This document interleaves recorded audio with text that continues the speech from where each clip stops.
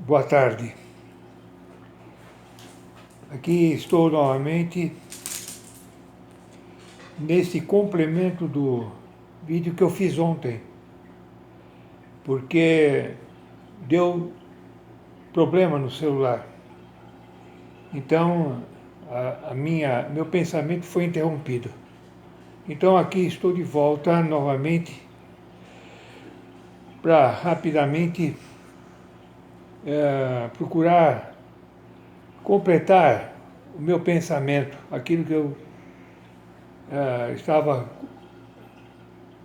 falando ontem, né?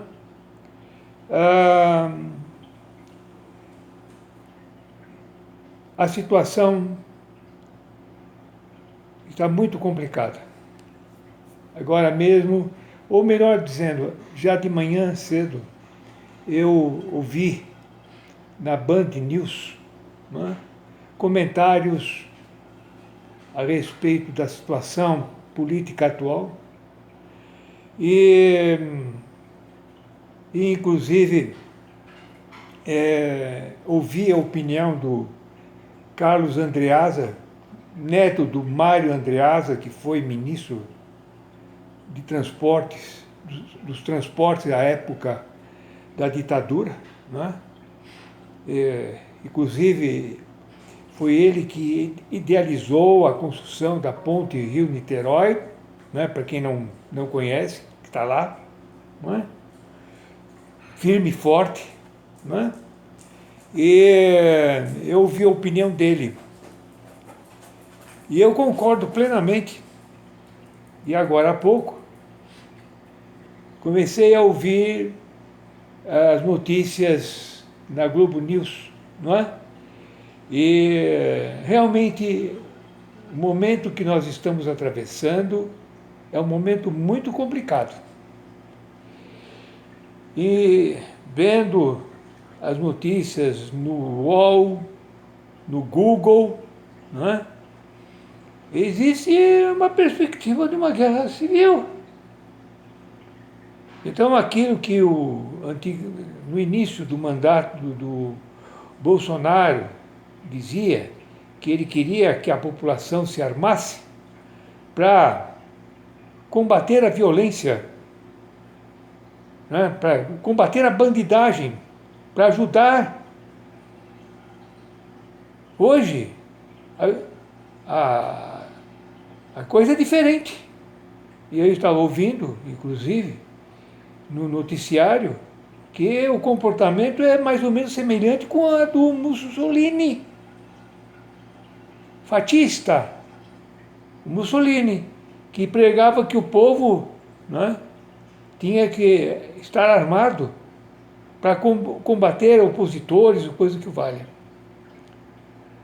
Veja bem, uma coisa que também foi dita, e realmente é uma verdade, é que na Venezuela, né, o Chávez utilizou mais ou menos o mesmo argumento: armar os simpatizantes, né, para ter uma milícia própria, né, um grupo paramilitar, para mantê-lo no poder. E ele conseguiu. Está lá. Só que é de esquerda. O que nós vamos ter aqui? De direita? De ultradireita? Como é que a coisa vai ser interpretada lá fora? Haja vista que o Bolsonaro, como pessoa e como governo, não são bem vistos. Como é que vai ser? Como é que vai ser o comportamento? Porque eu estou armando o povo para que não haja golpe. Isso é tudo conversa. E o pior de tudo, que tem militares que estão apoiando. Estão com saudades dos 21 anos. E da bela herança que foi deixada, não é, por eles. Eu, sinceramente, eu tenho, como já falei, 83 anos, já vi muita coisa, mas sinceramente não gostaria de ver mais uma vez. Veja, quando eu nasci, em 36, nós já estávamos sob a égide da ditadura do Getúlio, que era uma ditadura de direita, não é? De direita, e que era simpatizante do naso ou nazifascismo. Era simpatizante. A mesma coisa com o governo da Argentina, né?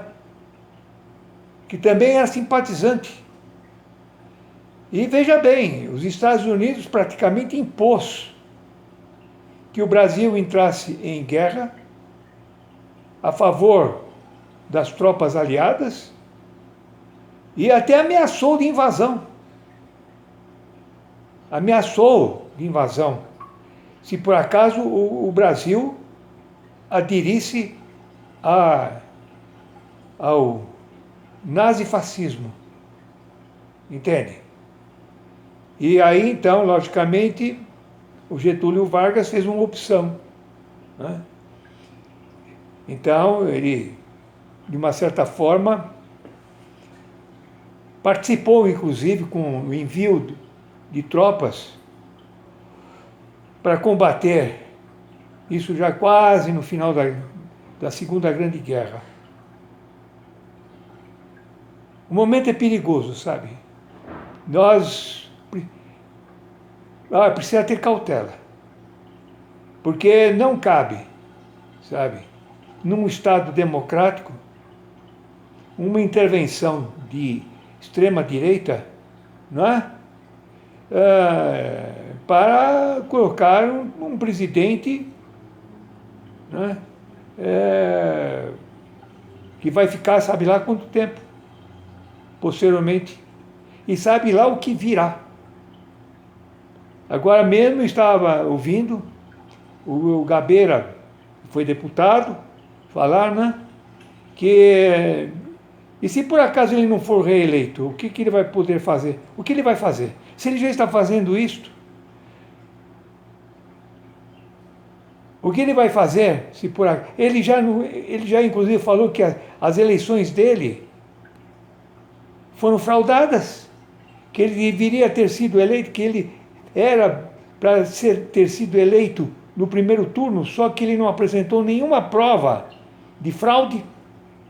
Imagine se daqui 3 anos, pouco menos, ele, numa eleição para reeleição, ele perder. O que ele vai fazer? Eu sinceramente, vejo com maus olhos, sabe? Eu espero estar errado. Inclusive, até cheguei a falar que, quando ele foi eleito, que ele começou a levar militares para perto dele, eu já cheguei a comentar aqui em casa, tudo, que eu via com desconfiança, entende? E o número de militares aumentando, eu não sei, sabe? Ele é como o próprio Gabeira falou agora há pouco, não é? Ele é uma pessoa perigosa. Perigosa. E eu, sinceramente, olha, a única coisa que eu queria acrescentar a essa minha fala, que eu acredito que não vou mais tocar.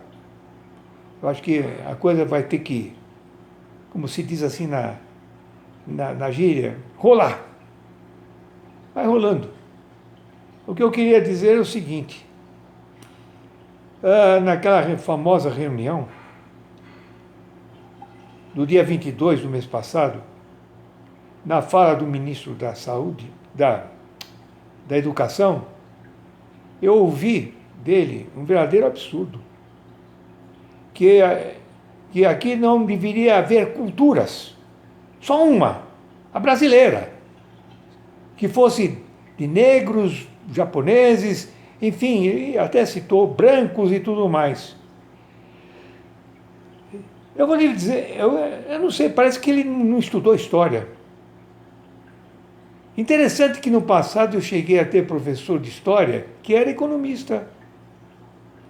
Bom professor, porque na economia se estuda história, para se ter conhecimento. E ele falou aquilo, né? A indígena, que é uma cultura só existe um povo. Não, não existe um povo só. Ele parece-me que é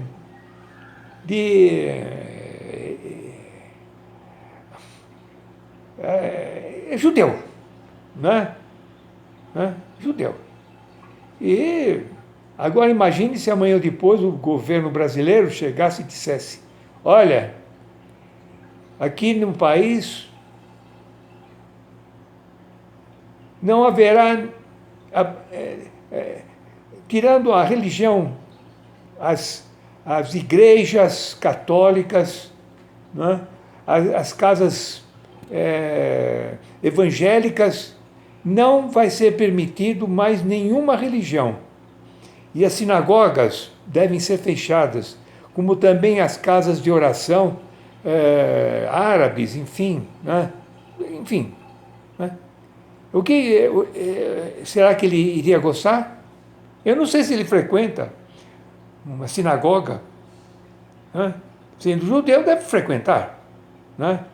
O livro dele, possivelmente, deve ser o Torá. Não é? A não ser que...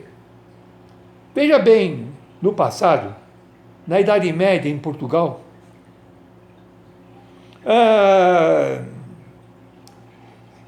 na Europa estava havendo uma perseguição muito grande aos judeus, e inclusive pela Santa Inquisição. E na ocasião, muitos judeus foram mortos e perderam bens. Perderam bens. Em Portugal, diferentemente da Espanha, a coroa resolveu fazer diferente. Deu como possibilidade, né, que o judeu se convertesse à fé cristã. Então ele tinha que abdicar da fé judia, ou judaica, como queira, né? E ser inclusive batizado na fé cristã. Se ele não fizesse isso, então ele seria... ele teria os bens, né, arrestados, e inclusive poderia ser preso e deportado para a Espanha, que na Espanha a situação era bem diferente. Entende? Muitos judeus, inclusive na época, chegaram até a fugir, vieram até para o Brasil. Né? Mas muitos se converteram e tiveram um sobrenome próprio para, de uma certa forma, marcar. Não é? Eu não vou até entrar em maiores detalhes sobre o sobrenome que foram dados a essas famílias judias que se converteram. Mas isso foi uma realidade. O que ele acha que teria que ser feito aqui? Algo semelhante? Culturas, existem muitas, inclusive cultura indígena, não é? Que não pode ser apagada. Não pode. Entende? São próprias do povo. Você não pode mexer nesse tipo de coisa. E não implica para o desenvolvimento de uma nação várias culturas. Nos Estados Unidos, Não existe apenas um povo americano.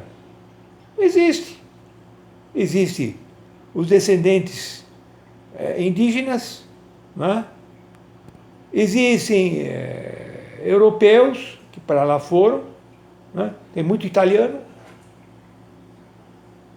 né? Muitos italianos, tem portugueses, né? Tem outras nacionalidades, muito brasileiro, inclusive agora. Então, vai deixar de manter os traços da cultura por imposição? Não é assim que se faz. O mundo se tornou, principalmente com a globalização, bem diferente. Você tem que admitir e saber administrar essas culturas sem impor nada a elas. Inclusive, o caminho delas tem que estar, de uma certa forma, livre para escolher. Muitos até se tornaram cristãos. Tem índios que se tornaram cristãos, mas não por imposição, por vontade própria. Mas muitos, inclusive, guardam dentro de si a cultura recebida lá atrás, quando crianças, né? Seus deuses, enfim, né? O valor das matas, onde seus ancestrais viveram.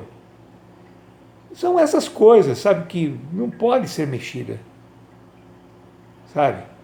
Não pode. Inclusive, no passado, eu cheguei a ouvir. Eu tive, no passado, clientes que eram judeus. Gente muito boa. Ótimos.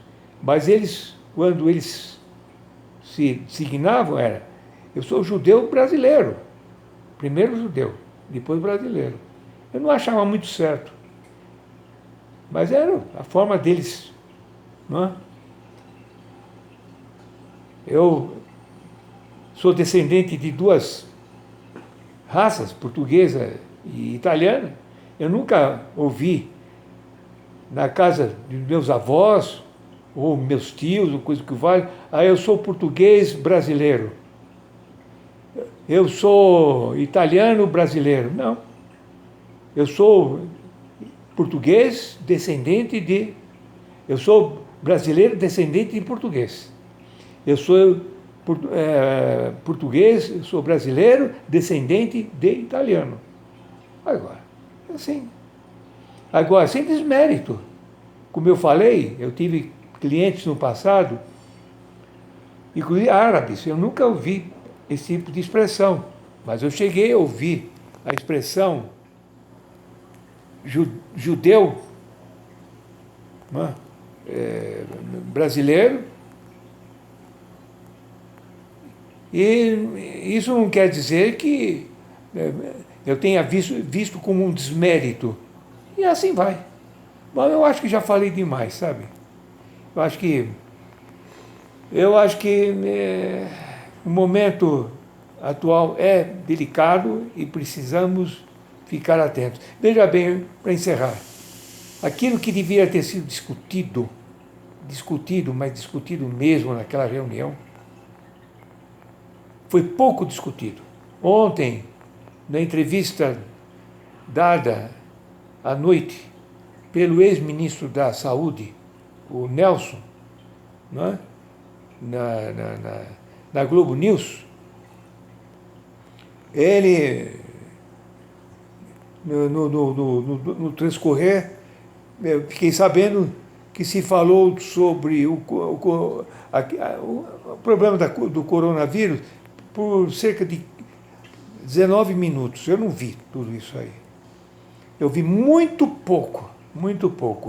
Mas mesmo assim, 19 minutos, com um monte de palavrões e tudo mais, eu acho que devia ter sido mais, devia ter sido o momento mais importante de toda a reunião dedicado à questão do vírus, pelos prognósticos que depois se confirmaram, no que deveria ser feito, como fazer, e inclusive o ministro da Saúde, que estava lá incrédulo com o que ele estava vendo, deveria ter sido muito mais abordado, e inclusive até com ideias, sugestões do que fazer, como fazer, etc. E praticamente nada disso foi feito. No fundo, aquela reunião, né, foi dedicada à questão de segurança do presidente, da família do presidente, dos amigos do presidente e coisa que o valha. A situação é muito séria. Eu espero que cada um pense, não é, muito bem a respeito e que o melhor aconteça, sabe? Inclusive, uma coisa que eu acho que tem que ser bem observada é a questão da pandemia. Porque o negócio não está nada fácil, não. Precisam se cuidar, porque não é brincadeira. Tem gente que não está acreditando, e inclusive isso tem até um aspecto psicológico, né? Diante de algo muito perigoso assim, o medo faz com que a pessoa deixe de acreditar. Aí eu não acredito nisso, é mais fácil. É mais fácil. Não, isso aí não é nada disso, não. É mais fácil, sabe? É como se fosse para atenuar, sabe, dentro de si, o medo, sabe? Colocando uma nova ordem. Só que a ordem é essa que está aí fora. Precisa tomar muito cuidado. Precaução máxima, porque não existe medicamento, e inclusive ontem mesmo o ex-ministro da Saúde confirmou, não existe ainda um estudo devidamente comprovado que a hidrocloroquina, enfim, é o certo, é o medicamento. Não tem nada disso. Ainda existem estudos, que possivelmente nessas próximas 2 ou 3 semanas, agora, inclusive no mês de junho, vai ser divulgado algo oficial a respeito. Pesquisas lá fora, aqui, mas nenhuma confirmação absoluta que é o tratamento certo. Eu, por exemplo, não posso utilizar esse medicamento, devido ao problema de arritmia. Então, precisa ver. Boa sorte para todos e até mais, se houver. Obrigado.